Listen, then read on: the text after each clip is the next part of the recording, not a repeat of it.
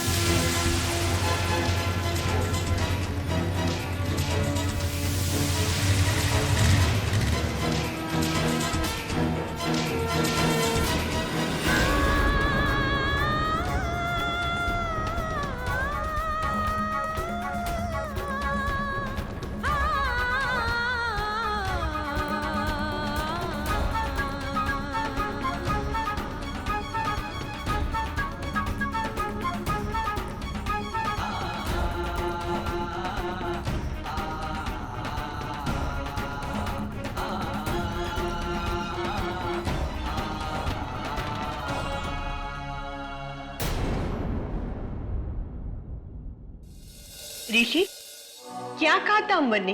वो आया क्यों नहीं अब तक? माँ, फोन पे तो ये बोला था कि नियति मिल गई है और वो लोग ऑन द वे हैं।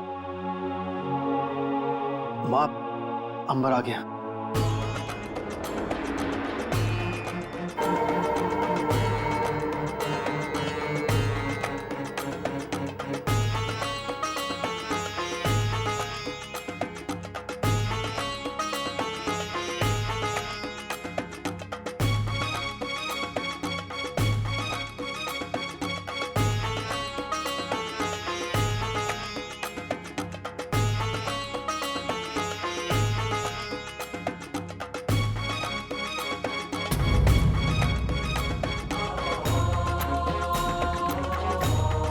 मेरी बच्ची कहाँ खो गई थी, कहाँ चली गई थी?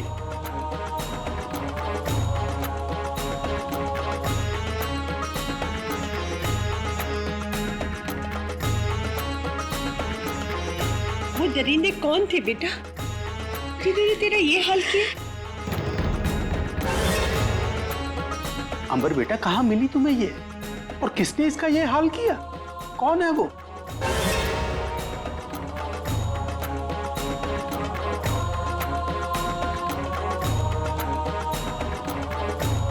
मेरी चैंपियन, क्या हुआ था बेटा? मैं ऑफिस से आ रही थी और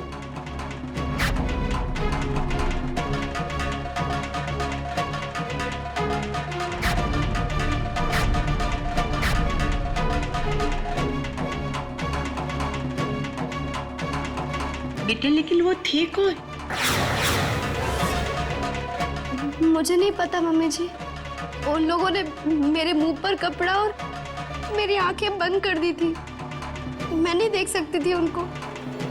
पता नहीं वो लोग मुझे कहाँ ले गए थे। वो जगह भी मुझे नहीं पता। मैं फोन भी तो नहीं कर सकती थी ना, मेरे पास फोन ही नहीं था। बस बेटा बस, गीत इसे इसके कमरे में ले जाओ, थोड़ा आराम करने दो, बाकी बातें हम बाद में करेंगे। माँ जी, एक मिनट।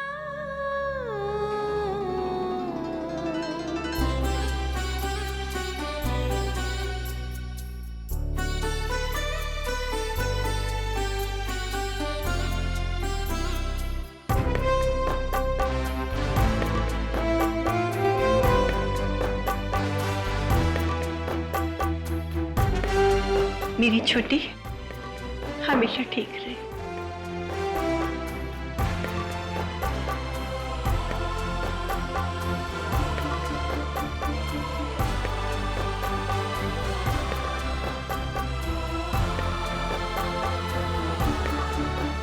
मुझे अभी तक इन लोगों का मकसद समझ में नहीं आया।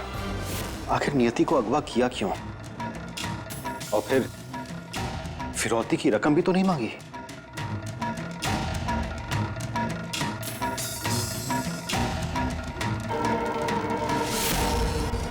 पता नहीं इसके पीछे क्या साजिश हो सकती है और किसका हाथ हो सकता है इसके पीछे।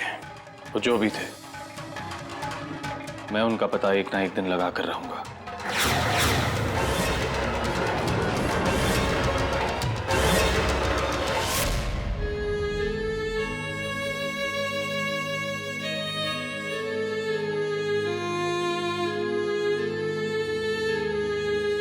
तुम ठीक तो हो ना नियति?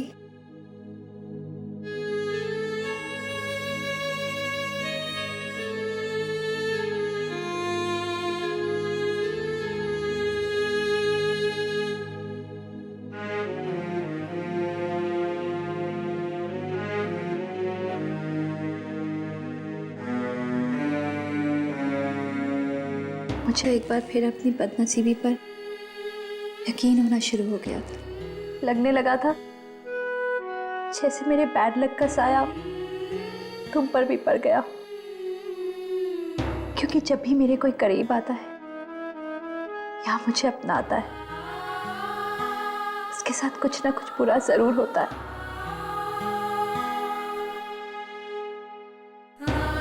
मैं हूं ही अपशकुनी। गीत,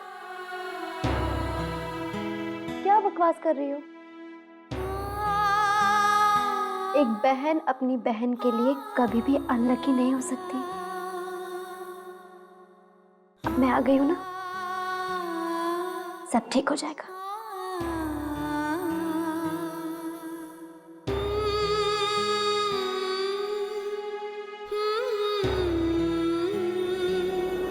shut up, just shut up.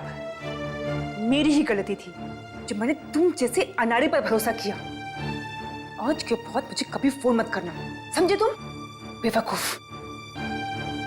इसका तो मैं नंबर ही फोन से डिलीट कर दूंगी। किसका नंबर डिलीट कर रही हो वैशु?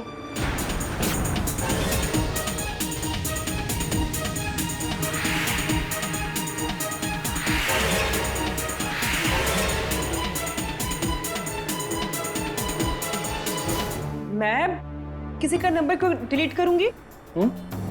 नहीं, मुझे लगा कि अभी अभी तुमने किसी का नंबर डिलीट किया है। किसका किया? ऋषि, तुम वहमी हो गए हो। मैं वहमी हूं? जब से नियति घर आई है तब से तुम्हारे लिए एक नंबर तो बिल्कुल बेकार हो गया। अब उस नंबर का कोई यूज ही नहीं है, इसीलिए शायद तुमने उस नंबर को डिलीट कर दिया। किसका डिलीट किया?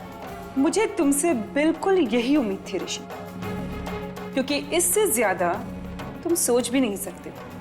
जाकर बोल दो सबको घर में कि घर की मंझली बहू ने घर की छोटी बहू को किडनैप करवा दिया, वो भी बिना किसी वजह के और बिना किसी सबूत के।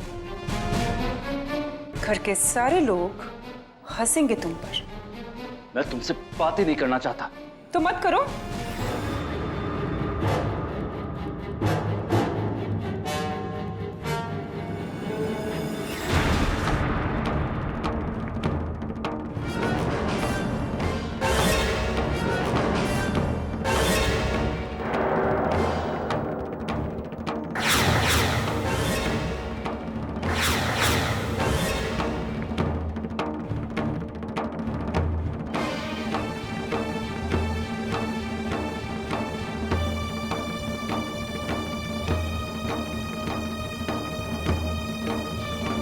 छुप छुप कर दूसरों की बात सुनने का तुम्हारा शौक गया नहीं अब तक?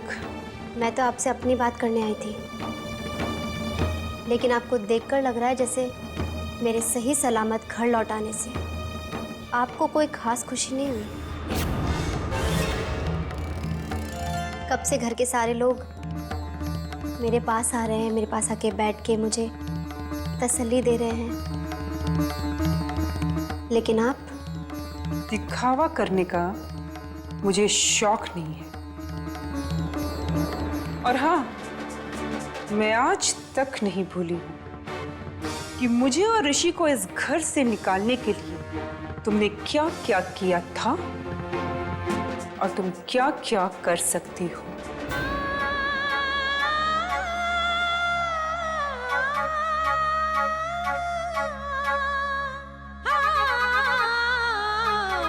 इंसान जैसा खुद होता है दूसरों को भी वैसा ही समझता है, लेकिन आपके बारे में मुझे अब कोई खुशफहमी नहीं रही दीदी। अफसोस बस इतना है कि इस वक्त मैं आपके खिलाफ कुछ भी साबित नहीं कर पाऊंगी।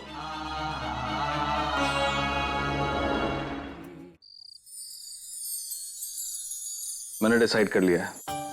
क्या? यही कि मैं तुम्हें ऑफिस छोड़ने जाऊंगा और शाम को ऑफिस लेने आऊंगा, जैसे कि पहले करता था। And I mean it. And I knew it. और हमारे ऑफिस टाइमिंग्स में जो डिफरेंस है वो कितना डिफरेंस है? सिर्फ आधे घंटे का फर्क है। मुझे आधा घंटा जल्दी उठना पड़ेगा, मैं मैनेज कर लूंगा, ये तुम्हारी प्रॉब्लम नहीं है। ओके, जो हुक्म मेरे आका। इतना चिल्ला क्यों रहे हो?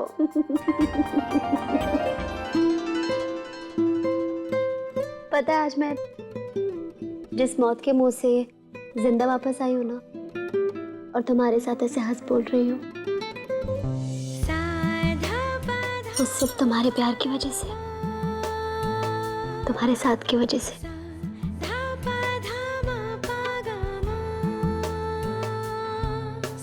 वादा करो तुम जिंदगी भर मेरा ऐसे ही साथ निभाते रहोगे। आई होप ये वादा तुम सिर्फ इस जिंदगी के लिए नहीं ले रही हो, क्योंकि मैं तो अगले 7 जन्मों के बारे में सोच के बैठा हूँ। फेरे लेते वक्त जो कस्में हमने खाई थी ना, वो मैं ना भूला हूँ और ना ही तुम्हें भूलने ओए मम्मी।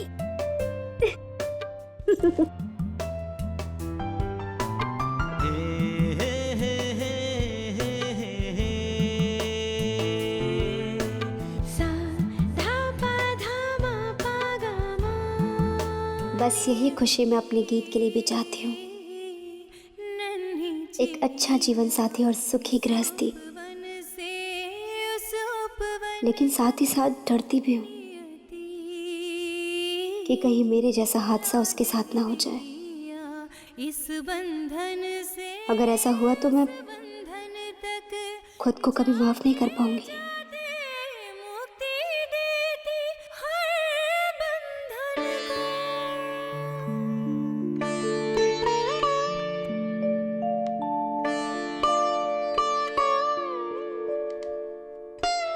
तुम अब तक तैयार नहीं हुई? एक्चुअली एक काम करो, कुछ दिन ना ऑफिस मत जाओ, आराम करो। क्या आराम करो? ज्यादा आराम करूंगी ना तो बॉस मुझ पे बहुत गुस्सा करेगा, गलत रिपोर्ट बना देगा, और इतनी अच्छी नौकरी यूं हाथ से चली जाएगी। तो चली जाने दो, क्या फर्क पड़ता है? मैं कमा रहा हूं ना, तुम्हें काम करने की कोई जरूरत नहीं है। जानती हूँ, लेकिन मैं भी तो घर पर बोर हो जाऊंगी। नहीं? अच्छा, तुम मेरा एक काम करोगे प्लीज? जो हुक्म मेरे आका। तुम ना ऑफिस जाने से पहले न्यूज़पेपर के ऑफिस चले जाना। क्यों? गीत की शादी का ऐड देना है। मैट्रिमोनियल? यस। देखो, मैंने सब कुछ लिख दिया है, तुम्हें जाकर सिर्फ फीस देनी है और ये देना है। और सुनो, कल के पेपर में ही आ जाना चाहिए, कल का दिन बहुत अच्छा है। तुमने गीत से बात की इस बारे में? तुम कितने सवाल करते हो अंबर? जितना बोल रही हो उतना ही करो। गीत से बात मैं कर लूंगी, वो मेरी बहन है। ठीक है, बाय बाय।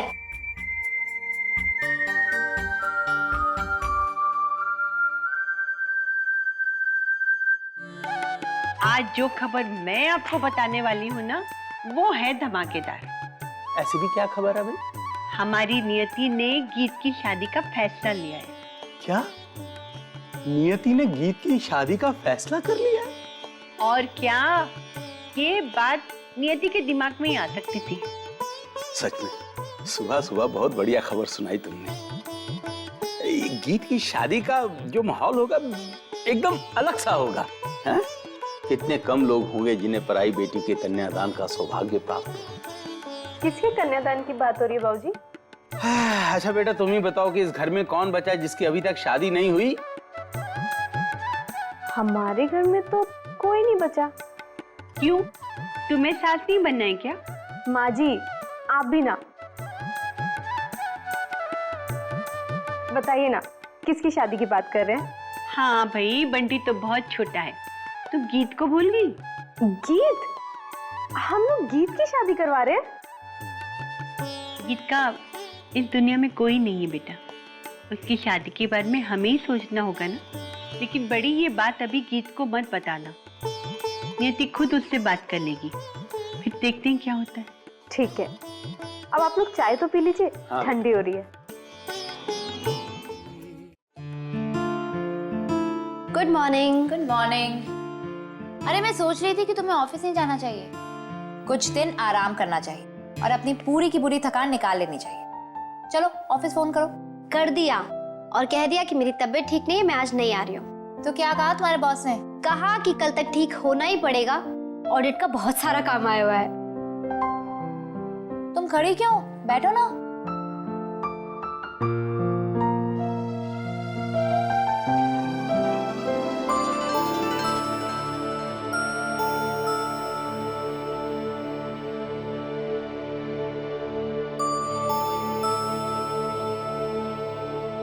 क्या सोच रही हो? पता है कि मुझे वो लोग बिल्कुल पसंद नहीं है जो लोग साथ तो होते हैं लेकिन पास नहीं रहते। I mean, जो लोग ना तो खुद किसी के समझ में आते हैं और ना किसी को समझने की कोशिश करते हैं। ऐसे लोग किसे पसंद आते हैं नियति? तुम्हें भी ऐसे लोग पसंद नहीं है ना? Obviously not. मुझे तो बिल्कुल ऑनेस्ट और केयरिंग लोग अच्छे लगते हैं, जिनके दिल और जुबान में कोई फर्क नहीं होता, जो बिना कहे समझ जाते हैं कि सामने वाला क्या सोच रहा है और बिना जताए अपना फर्ज निभाते हैं। बिल्कुल तुम्हारी तरह। मेरी तरह नहीं, तुम्हारी तरह, तुम्हारे और अंबर की तरह, एकदम दोस्त मटेरियल, जिनके साथ बिताया हुआ हर छोटा सा छोटा पल भी एक यादगार पल बन जाता है।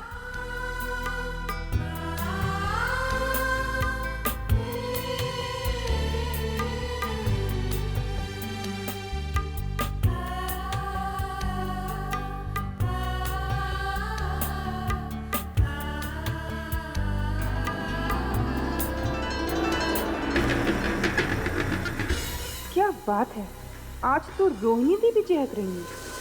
दीदी, हाँ क्या बात है, आज आप बहुत खुश लग रही हैं। वैशु, बात ही कुछ ऐसी है और तुम्हें पता चलेगा तुम भी उछल पड़ोगी। अच्छा, तो बताइए। हाँ, अब नहीं वैशु, मेरे को बताने के लिए मना किया और तुम भी मत बताना। अरे दीदी, कम से कम ये तो बताइए कि क्या नहीं बताना है। वो बता दो, गीत है ना, उसकी शादी की बात चल रही है घर में। अच्छा है ना?